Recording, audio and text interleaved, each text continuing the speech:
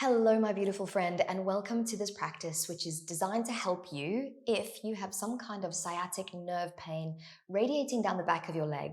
Remember to check out the previous video that we have just uploaded about this, giving a little more education as to why we've selected these exercises to help you get stronger in your body and help eliminate the pain that you're feeling. So today we're going to be doing a few little movements, and I'd like you to stand up. And the first thing that is so important for us if we have pain anywhere in our bodies is not to be afraid to move, but rather start to seek out different movements that you know feel good for you. And what we find with people that have sciatica, not across the board, but in general, is that forward motions can be quite triggering and quite uncomfortable, whereas backward motions tend to feel a little better. So what I'd like you to do right now is stand with a nice wide base, hands wrapped around your body. Feel that your diaphragm has the freedom to move because your stomach expands as you breathe in and contracts as you breathe out. And that relaxed belly motion is so powerful for the structures of your back, especially those moving down your leg, because your diaphragm attaches to your spine. It also sends a signal to your brain that you are safe. And what I'd like you to do while you maintain these smooth flowing breaths is explore what is it like to just do movements that feel good in your body. Maybe there's a slight back motion, maybe with a gentle little twist. Maybe it feels natural to elevate the arms and do a big stretch.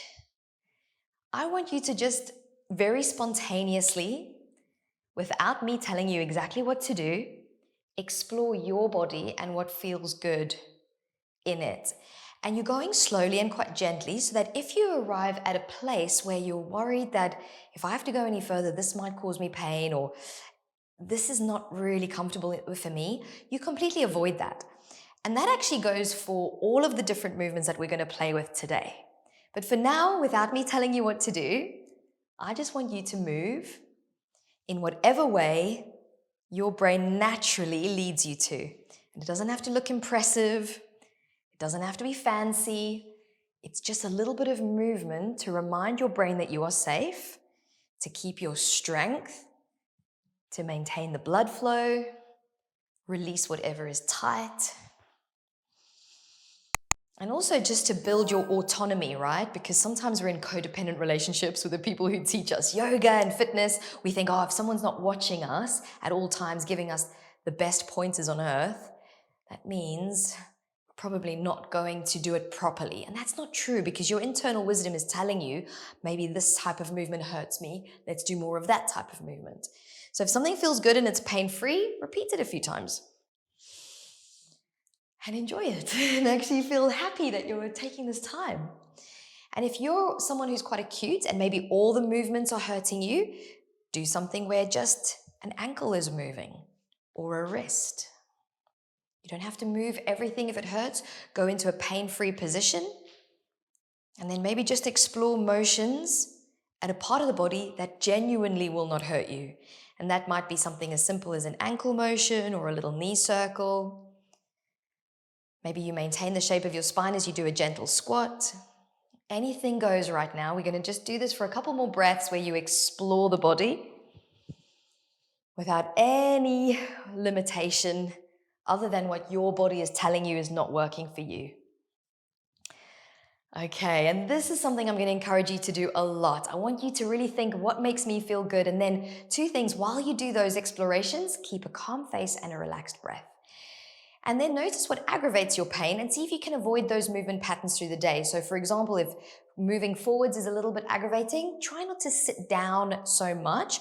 Or if you are going to be in a sitting position, try and get into a position that is going to be very comfortable and sustainable.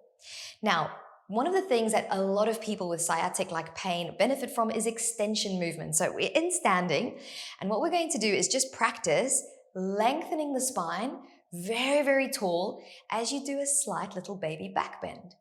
And this doesn't work for everyone. Some people find this triggers their pain. So if that's you, remember, change the movement, move into a pain-free range. It might have a slight twist involved. It might not be backwards, it might be forwards. Everyone's different. But you are just experiencing a slightly different motion in repeated fashion than what you usually do. And this motion that we're doing right now in standing, we're actually going to do the exact same thing from our belly. So I'd like you to come down onto the floor, and I'd like you to use your hands as a support. Your hands are going to push the floor away, and you're going to lift up, and you're going to come down. And these motions are pretty small and gentle. They're just going to that point where you feel like you're actually having to use the muscles in your butt, the muscles in your back, they're getting stronger.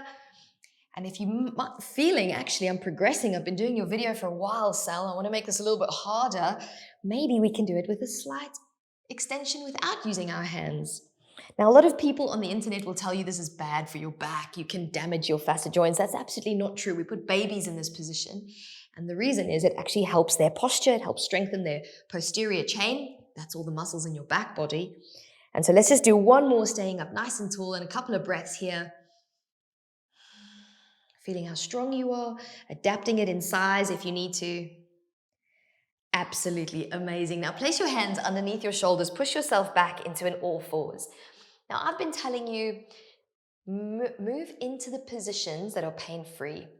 I'm going to encourage you to keep doing that, but I want to also not vilify the movements that are hurting you. We want to teach your body to tolerate all movements. So let's say coming to a forward motion isn't very comfortable. I want you to start to explore a forward motion in a cat, but just into pain-free range. So if it's a very, very almost imperceptible motion where I can't see much happening because your motion is that small, pain-free, no problem. But don't tell your brain that that's dangerous and needs to be avoided altogether. I want you to explore it just as much as you can. Feeling safe, and notice maybe with each repetition it gets a little bit bigger. Good, and then the final one. Absolutely incredible. Now, we have been doing those little cobra motions where we were lifting our chest up off the ground. The other thing that we want to make sure we do is we start to strengthen our glutes. We're going to do this in two ways. One is without the stretchy band, and the other is with the stretchy band. You absolutely don't need one to do this. We're going to begin laying down on our backs, feet flat underneath our knees. And as you press your feet into the ground, your glutes are going to engage to lift your hips up. If you've been doing yoga a long time, you might turn this into a back bend. We don't actually want that. We want to maintain a nice neutral line from your hips to your shoulders. And we're engaging up through the back body as we lift and lower. And this can stay nice and smooth and slow. Notice how the glutes are feeling whilst you're doing this. You can even put your hands on them and be like, yeah, baby, these powerful twins are in the house, ready to show your pain who's boss. As they get stronger, you'll often notice that your pain starts to reduce because they support your back and all the structures that come out of your back and down the legs. Good, and hopefully that's feeling really good. Let's start spicing it up a bit. Lift your hips up in line with your shoulders. Do little pulses so you get that end range hip extension. Triple check your ribs are not flaring up, but they're staying nicely locked down. Good, and you're feeling that pulse is really starting to make your butt fiery. Enjoy it. Let's do 5 more. And 1. Amazing work. Slowly bring your hips all the way down. How was that? Might be enough for you. Might just stick with that. If you want to spice it up though, we have the stretchy band variation that you can also engage. So you're going to loop the strap around one heel. Then you're going to take it across the front of your belly and loop it across the other heel. Now what this is going to do is that as you lift up, there is resistance to the motion. That's going to make that booty work a little bit harder. Let's go for 10 repetitions all together.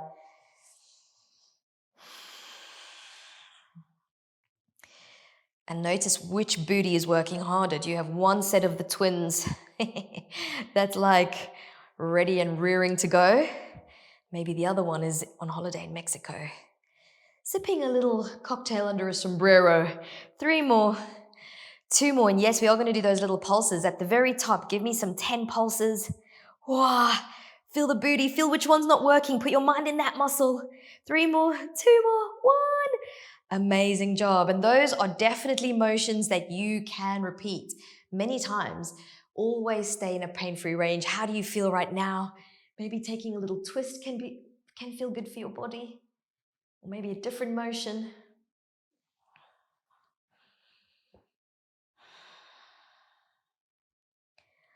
Okay, I'm so proud of you. This is so amazing. Now, I'd like you to just take a moment, notice how you're feeling.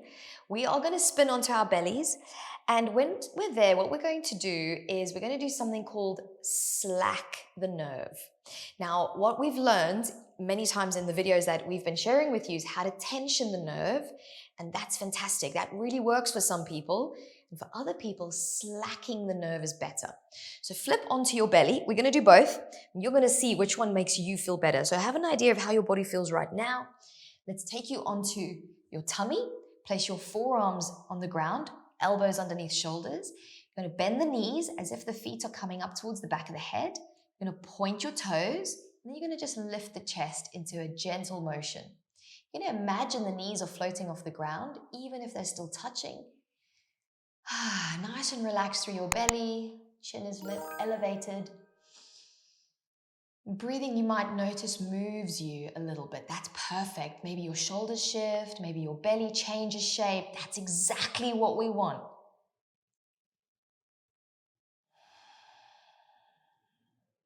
Excellent. And then from slacking the nerve, we're now going to floss the nerve.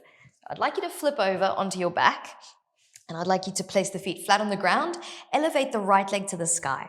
Now, there are different branches of the sciatic nerve. We're going to pull on all three, see which one works best for us. Hold on to the back of your thigh, toes to nose, pull the leg in until you feel 2 out of 10 intensity. And then I'd like you to just point and flex the foot. This is one branch of the sciatic nerve, which we are gently mobilizing. I'd like you now to keep the sole of the foot flat, toes to nose, and bend and stretch from the knee. Maintaining that 2 out of 10 intensity. Last one, keep the legs straight, and now the whole leg is going to move away from the body and back towards it, turning that 2 on and off. Closer to you, it goes back on 2, further away, maybe drops down to a 0. And then you're going to do the last one where you bring the leg back into a 2 out of 10 intensity. And here things are going to get a little bit trickier, so I'm going to get up to show you. Your foot is now going to do a really funny motion. It's going to turn like so. So toes to nose, sole of the foot looks over towards the left. And what we're doing is we're pulling on a different branch of the sciatic nerve. There are 3 branches, and hopefully you're feeling something a little bit different. Instead of moving the ankle this time, we're going to go straight to the knee. Just going to keep that funny foot position where the sole of the foot is looking over to the left side of the room. 2 more.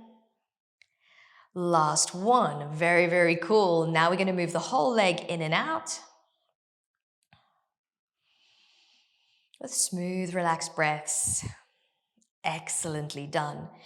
Now, after you've done that, we've done 2 flosses of 2 different branches. Now we're going to change it. So bring your foot back to neutral, point your foot, and the exact same thing you've done before. You're going to just turn the sole of the foot over to the left. Now, what a lot of people do is they turn the whole leg, check your knee is still facing your nose, point the ankle, and then turn just the sole of the foot over to the left-hand wall and back to that knee doing the floss till you feel a 2 out of 10, and it'll slightly be in a different place now where you feel that floss, kind of more along the top area, peroneal nerve, this one is called. Last one, keep the knee extended, let the whole leg move away and towards you. You're finding your 2 out of 10 intensity. Last 2, and last one. Place the sole of the right foot down on the ground, lift your bum up just a smidgen and give it a little wiggle. You notice how you're feeling, okay? Did the slack work or the tension work better for you? Maybe which one of those branches actually really helped you feel better? So you're paying attention to each step of the way. Let's change over now, left leg. Holding on gently to the back of the leg. Point and flex the foot, turning on that 2 out of 10 intensity. On and off. On with a flex, off with a point. Go back to your smooth, relaxed breaths. And then you're going to keep the sole of the foot facing up to the sky, toes to nose, and you're going to bend and stretch your left knee.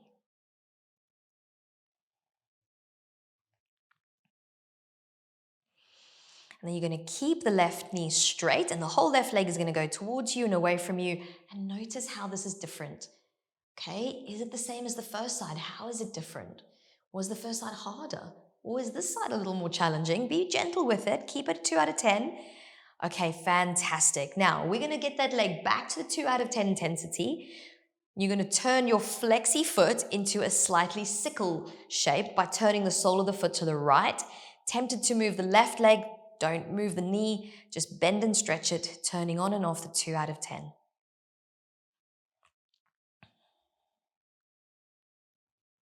You should feel it around a slightly different area now where it's pulling.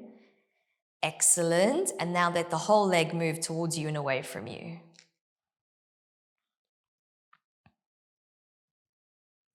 Excellent. Okay, coming back to neutral, give it a little shake. It's really hard work to do them all at one go. Extend through the leg and then point through the toe. Without moving the knee, turn the sole of the foot to the right side of the room and then pull the leg in until you feel that 2 out of 10 and take the movement into the knee with a bend and a stretch.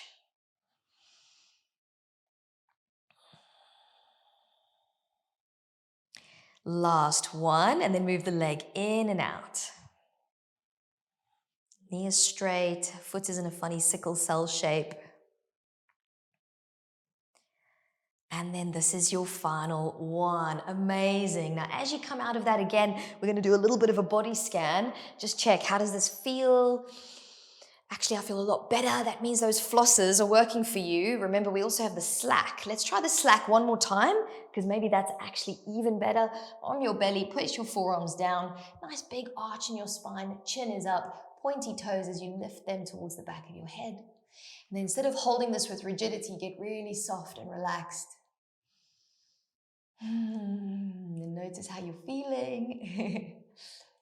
Okie dokie. We have got one more little piece of the puzzle left. We are almost finished. You're going to cross your right ankle over your left knee. You're going to reach underneath to hold on to that bent left leg. And you're going to notice the stretch on the outside of the right thigh. This is a piriformis stretch.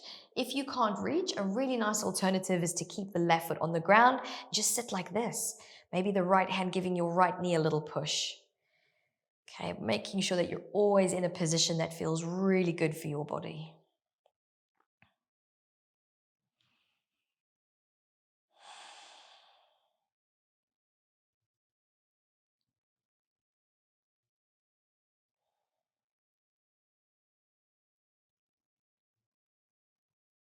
Excellently done. And then we're going to change over. And if you felt really good doing that one, do it a bit longer. You can pause me and just hang out there for an extra couple of minutes. But usually that muscle, that piriformis muscle, if it gets a bit of a stretch, it can be really nice to help the nerve feel better too. So see how you feel. Just try it out. Everything's a test. Different things are going to work for different people. Trust your own internal wisdom when it comes to your body. Us trainers know a lot, but we definitely don't know as much as you do about your body. So listening in, figuring out what works for you, and then doing more of that is always the best solution.